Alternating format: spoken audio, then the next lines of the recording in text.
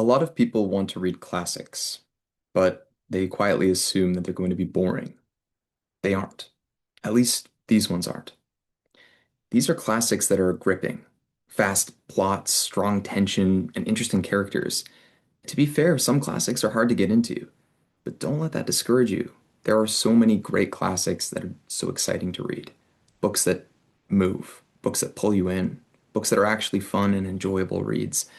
So today I want to talk about some of those books. I want to share five classics that are genuinely entertaining and a few honorable mentions along the way. So the first one here, this is a fast, sharp, surprisingly modern book. In some ways, it doesn't really feel like what you would think of as a classic at all. There's a lot of tension, it's got great pacing, it's really memorable and an iconic character and a clear sense of momentum all the way throughout.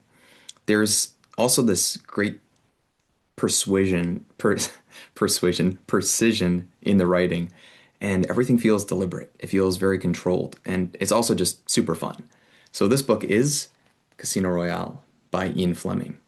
This book was written in 1953, and it's the first of the James Bond series, the first James Bond novel.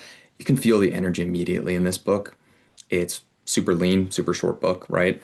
Moves quickly, it's focused, you know exactly what you're going to get. It keeps you going all throughout. If you want a classic that really feels cinematic, this is a great place to start. I'd highly recommend Casino Royale. Honestly, I think it's my favorite James Bond book, but this is definitely a great place to start, even if you want to read some of his other works as well. So the next one here, this one is pure adventure. This one has this sense of wonder from the very beginning and makes you want to keep going, makes you want to keep reading to see what happens next. It's written by an amazing writer from a long time ago, and it feels contemporary, even though it was written in the late 1800s. There's exploration, there's discovery, there's this imaginative momentum that really carries you all the way on. I really enjoy this book, and this one is Journey to the Center of the Earth by Jules Verne. Now, Jules Verne has a lot of other great sci-fi adventure novels, Around the World in 80 Days, 20,000 Leagues Under the Sea. They're all built to be enjoyed. Honestly, you could read any of his works as an enjoyable, fun, fast-paced classic. But for me, Journey to the Center of the Earth really resonated. I think probably because it was the first Jules Verne novel that I read when I was a teenager. But this one is super fun. The classic scientist characters, and it's awesome. So I really think you guys will enjoy this one. If you're looking to get into a classic, that you go toe to toe with anyone, say Jules Verne, definitely a classic writer, but very entertaining, very fun, and it might open doors to some other classic adventure sci-fi writers.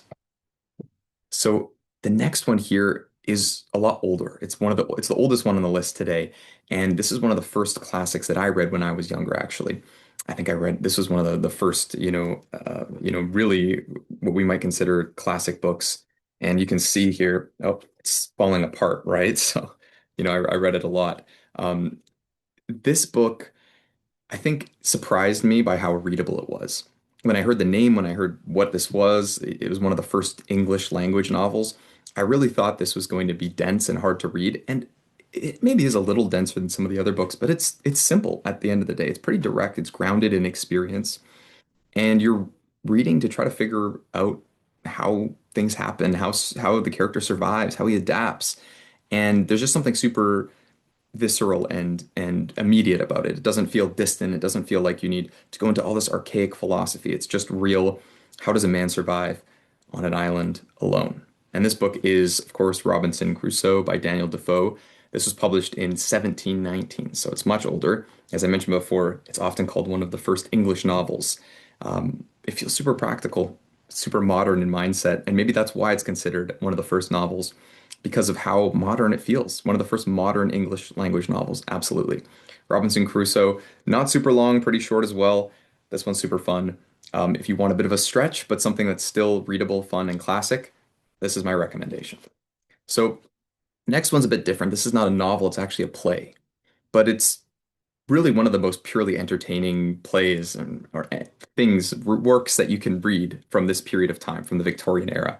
It's quick, it's witty, it really doesn't take itself seriously, which is exactly what you want from this kind of a work. And I'm talking about The Importance of Being Earnest by Oscar Wilde, written in the 1895. So Wilde is great. He's just super sharp, super witty.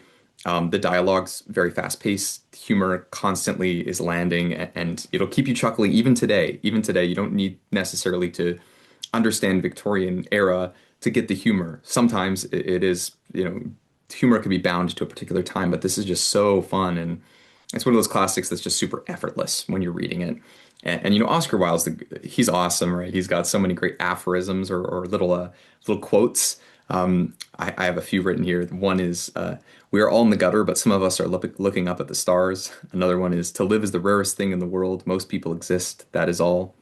And then he's of course got what is it? There's a really famous one here.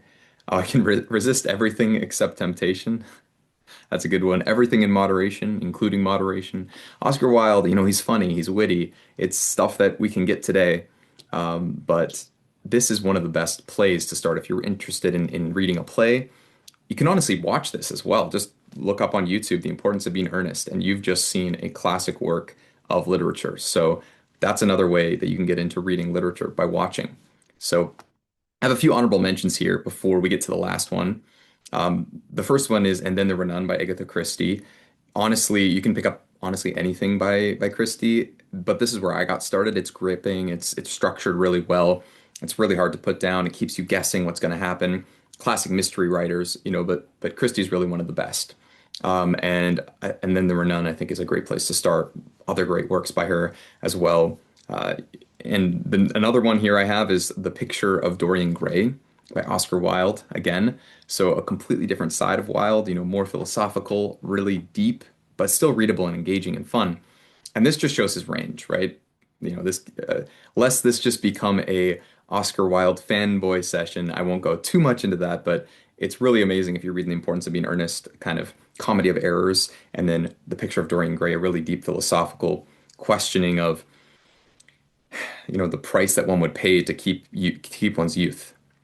Really just shows the total range of him as an artist, as a writer. Um, and he's got a lot of other great stuff as well. And another one that I think is a great classic, super fun, fast-paced is Animal Farm by George Orwell. This is really short, right? 1984 is also a great classic. I think I have that there somewhere. But this works really as a story. It also works as a political allegory. So if you're coming into reading great literature from that perspective, this can be a really great pathway into there. All right, so the last one here. The last one might surprise some people because this has a reputation for being a bit dense or a bit difficult. But my experience of this is actually that this is one of the most readable classics out there.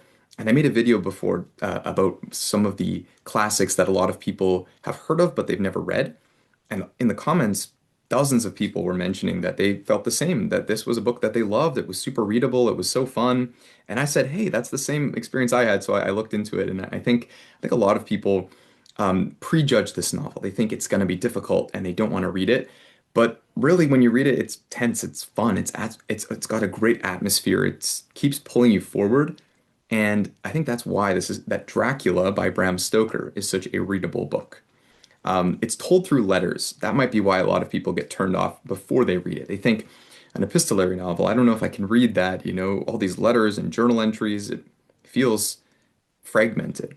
But it actually does so in a good way when you read it. It builds the tension. You're always wondering what's happening next. And honestly, you could listen to this on Audible or an audio as well if you wanted. This is another one that, that I've read both physically and listened to, and I think it listens very well. It reads very well. So, and it counts both ways in my opinion. So I think that regardless of how you read any of these books, here are a bunch of classic books. So if you've been avoiding the classics because you think that they're a struggle, try starting with some of these ones. I think that if you find the right entry point, it can completely change how you see a book. And if these or other classics that you found are genuinely entertaining that you really want to share, I'd love to hear. If you have any recommendations for classics, maybe I haven't read, I'd love to see some of those in the comments as well. And if you want more recommendations like this or a deeper breakdown of some of these ideas, I'm writing about them on Substack. Link is in the description. So I hope that you guys enjoyed this video. I hope you got something out of it. I hope that some of these books might help you to realize that there are some really great entertaining classics out there if you've never read classics before. And if you have, maybe one or more of these books is a reminder to reread or to go back to a classic that you've you've been avoiding and you think, yeah, I'd love to read that now. So thank you for watching, and I hope you guys have a fantastic rest of your day.